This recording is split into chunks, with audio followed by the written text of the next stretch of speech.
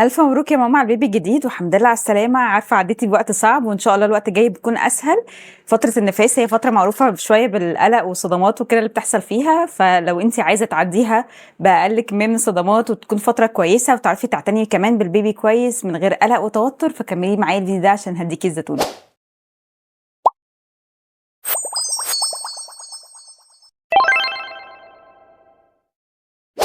اي ام بعد الولاده سواء طبيعيه او قيصريه بتعاني من الامساك ده نتيجه البنج والولاده نفسها والقصه دي كلها، وممكن لو الامساك طول وكان شديد يعمل حاجه اسمها شرخ شرجي.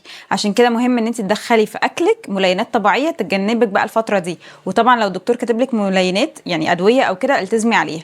ملينات طبيعيه زي ايه؟ زي ان انت تدخلي شويه شوفان مثلا مع اللبن في وقت النفاس، او ان انت مثلا لو تشربي شويه شوربه حطي عليها الخضار الياف طبيعيه بتساعد على فكره ان هو يكون ملين طبيعي.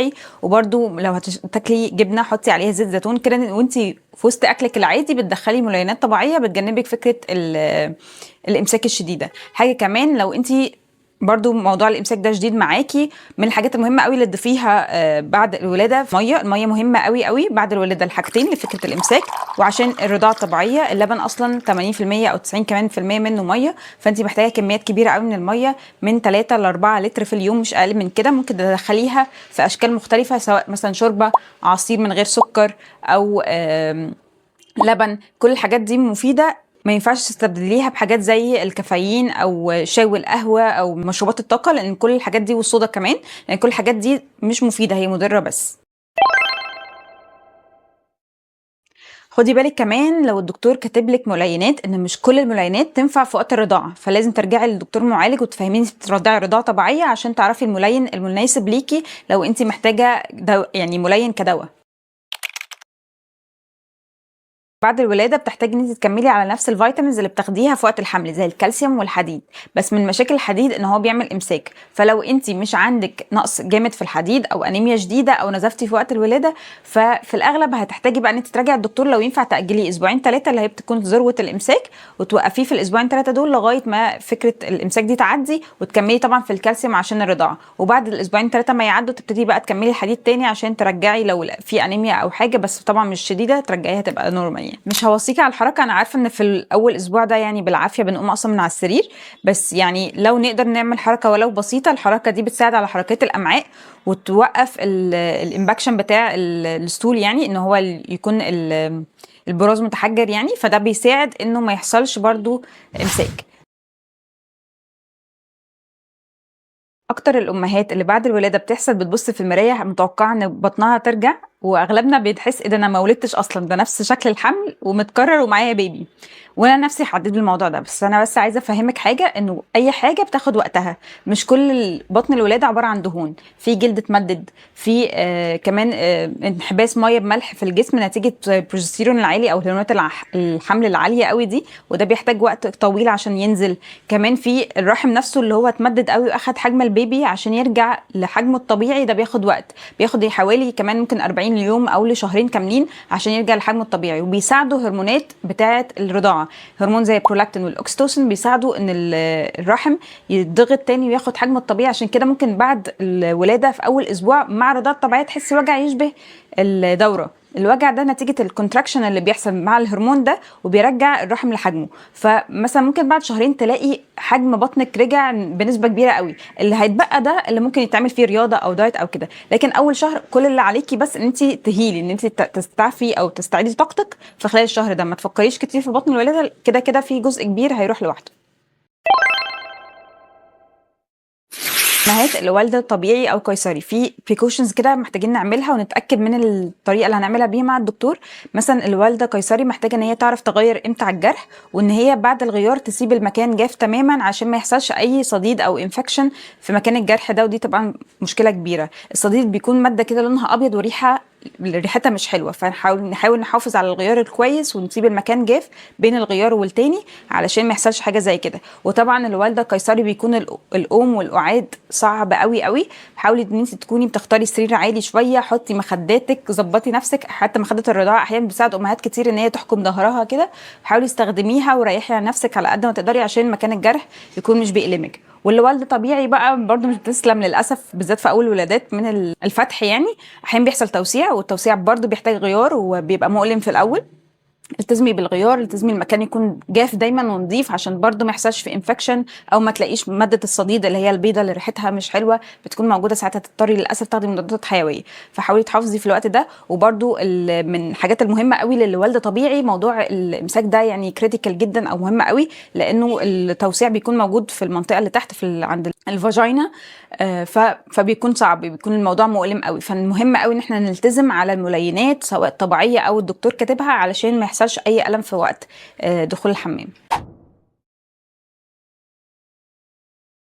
امهات كتير بقى بتحس بالذنب بعد الولاده، انه بدل ما تكون فرحانه بالبيبي وسعيده بقى وان هي عدت بمرحله حلوه، ان هي احيانا تدخل في مود اكتئاب وتقعد تعيط بلا سبب.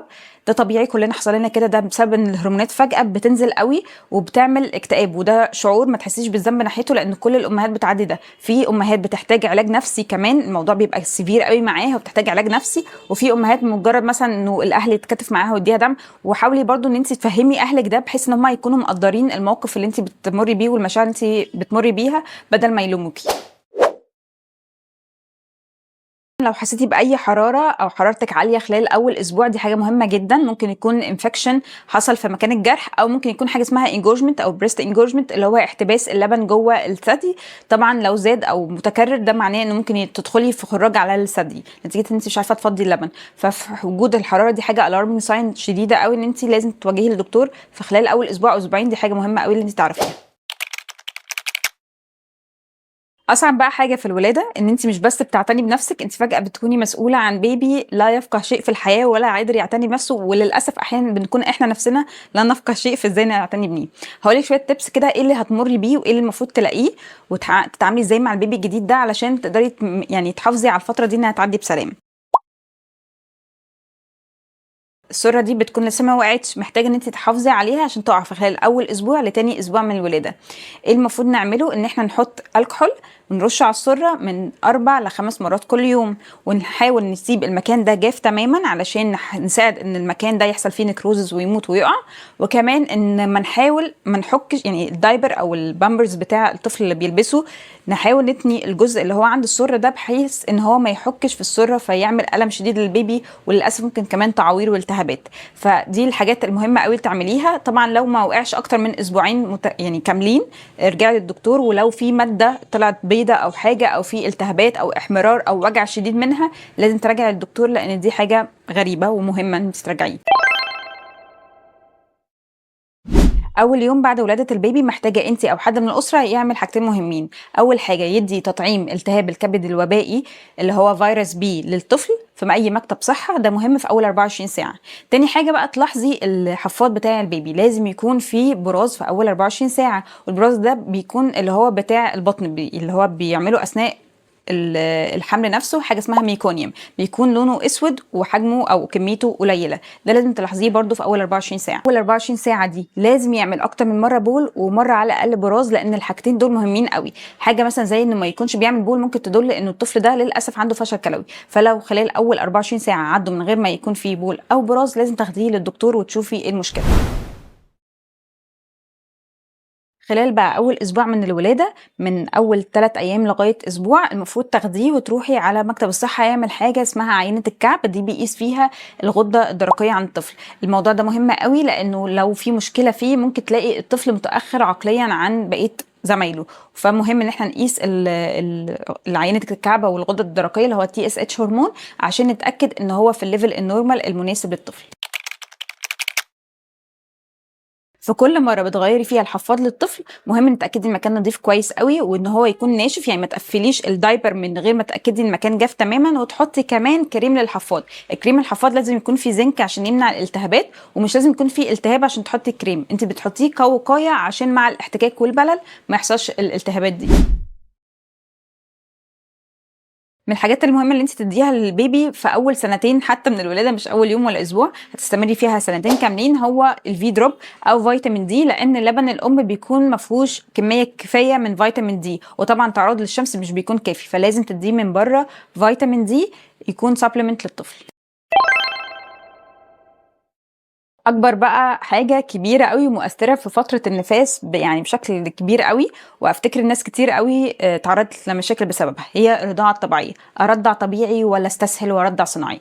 عايزة أقولك لو حليتي المشكلة دي والكي دي في أول فترة صدقيني هترتاحي طول فترة الرضاعة. يعني لو انت في الأول استسهلتي وقلتي أنا هدي للطفل صناعي عقبال ما أهيل وأبقى كويسة وكده، صدقيني إيه اللي هيحصل؟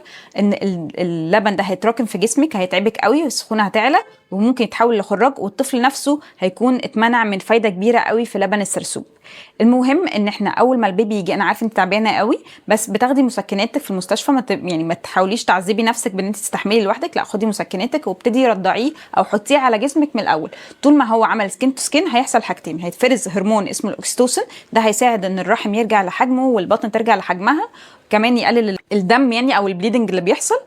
والحاجه التانية هيطلع هرمون البرولاكتين اللي هيساعد على نزول اللبن. كميه اللبن في الاول قليله قوي، لبن اسمه لبن السرسوب، بصعوبه هتحسيه وبصعوبه هتحسي الطفل شبع، مش مشكله بس هو موجود. اللبن بقى ده مفيد قوي ليه؟ لانه مليان خلايا مناعيه وكمان مضادات اجسام مضاده بتحمي الطفل من كل العدوى المعرض ليها الفتره الجايه، وده كأن جسمك بيديها هديه للطفل في الوقت ده. اللبن ده بيكون كميته قليله قوي، مثلا ممكن تقولي من 3 ل 8 مللي، والطفل اصلا بيكون يعني حجم معدته في الوقت ده قليل، هو مش محتاج اكتر من معلقه شاي، فهو ده بيكون كافي ليه. يعني لو الاهل او كده قالوا لك لا ده مش شبعان او بيعيط كتير او كده، لا مش شرط يكون مشكله في كميه اللبن، بس ممكن يكون بالاحرى حاجه اسمها الالتقام، يعني مش عارفه تحطي الثدي كويس في بقه، ودي هنتعلمها مع بعض، ودي عملت لها اوريدي فيديو هحطه لك في الديسكربشن بوكس، وكمان هسيب لك اللينك فوق عشان ترجعي له بكل تفاصيل بقى الالتقام، لان ده حوار كبير ولازم تعرفيه وتتعلميه كويس عشان هيسهل عليكي كل فتره الرضاعه. ممنوع تماما تاخدي معاكي شنطه الولاده او تدي للطفل في اول شهر الببرونه او التتينه او اللهايه، لان ده يعني مشكله كبيره قوي. امهات كتير بتستسهل تديها للطفل عشان تريح عقلها شويه من الصراخ، انا عارفه الصراخ شديد بس مشكله ان هي مشاكلها اكبر من الفايده اللي هتعود عليكي فيها. هتدخل الطفل هوا كتير لان الطفل دايما مش بيعرف يحكمها كويس، مش بيعرف يرضع عليها من غير ما يدخل هوا، وده هيدخله في مشكله في مغص مش بتخلص.